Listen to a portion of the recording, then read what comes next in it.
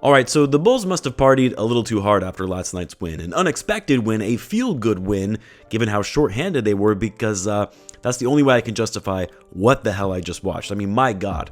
That was probably one of the worst displays of professional basketball I've seen from this team since arguably the horrendous 56-point loss or whatever it was to the Boston Celtics years ago under Jim Boylan, which was the worst loss in franchise history by margin of victory. And look, that's saying a lot because a lot of us as fans, we've witnessed watching this team for years. We've seen a lot of bad games over the years. So I don't say that lightly or in jest. This was one of the worst displays of basketball I've ever seen, because it was. And look, it's one thing to lose a game badly. It's one thing to get waxed on offense. It's one thing to just have a bad shooting night. Every team has their off nights. But when you come out and consistently put up bad possession after bad possession, lazy turnover after lazy turnover, zero effort on the defensive end. I mean, even in bad games like these, you at least see some decent possessions, some sort of mini runs here and there where they do something well. There was none of that in this game at any point in the game. I guess there was one point where they went down from being 28 to down 18. Remarkable, right? But that was it. The Bulls shot 32% from the field tonight, 28 for 87. They missed 59 shots in this game. They were 6 for 41 from three. 3 of those threes were made in garbage time. This was after they went 20 for 40 just last night.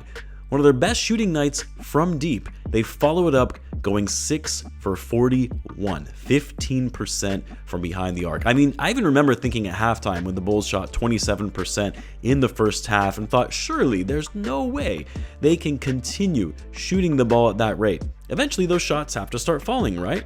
Nope. They upped that from 27% to 32%. Just atrocious level of offense we saw from this team tonight. And I mean, don't even get me started with the defense, of course. Only forced 8 turnovers. 2 of those, the Heat, had those turnovers in garbage time. Got outworked on the offensive glass, looked completely lost, miscommunications, finger pointing on missed assignments. Like, literally everything that could go wrong in an NBA game went wrong.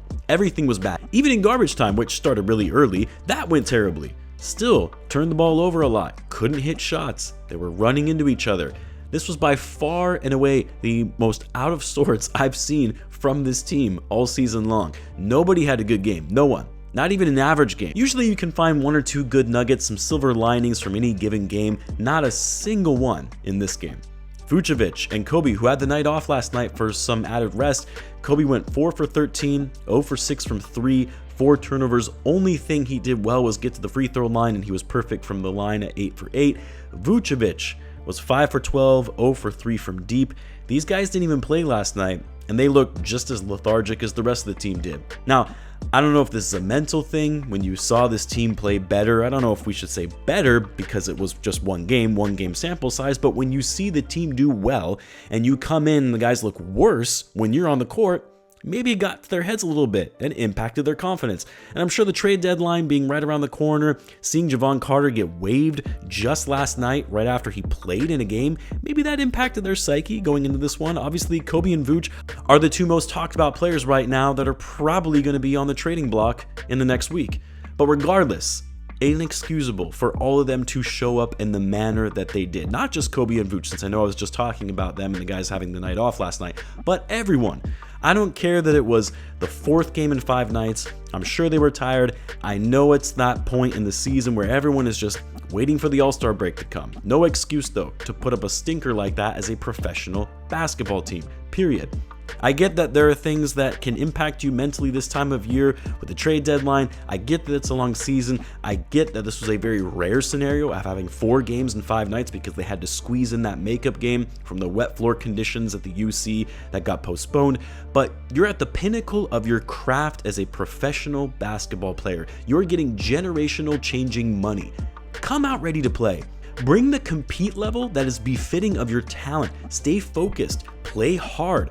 Shots aren't always going to fall, I get that. Yeah, mistakes will be made here and there. Some players are going to have bad nights, but you have to find a way to mentally push through that, and at a minimum, have a sense of pride to not get absolutely humiliated on the floor. That's what happened to the Bulls tonight.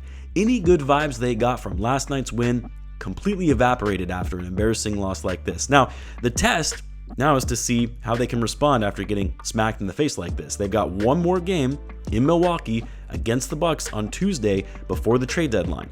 Can they toughen up and put the mental stress and anxiety from the looming trade deadline aside and just get back to playing basketball? We'll see. We'll also see if the Bulls get involved in any other moves between now and Thursday. You know, I shared in last night's video the Bulls, the transaction they made and getting involved in that deal with the Cavs and the Kings, where they walked away with 2 second-round picks for taking on Dario Saric's expiring contract, which resulted in Javon Carter getting waived. Good business by the Bulls. Could be an indication that they're in asset accumulation mode going into the deadline, which I'm sure a lot of people are pleased with. Maybe it doesn't. I don't know. I'll see if I can get a video out diving into that trade a bit more and what it means for the Bulls as they approach the deadline coming up for this week. I guess let me know what you guys thought of this game. Not sure anyone watched it beyond halftime and was probably just as disgusted as I was, but let me know what you thought. Let me know in the comments. Of course, as always, be sure to subscribe, and I'll see you in the next one.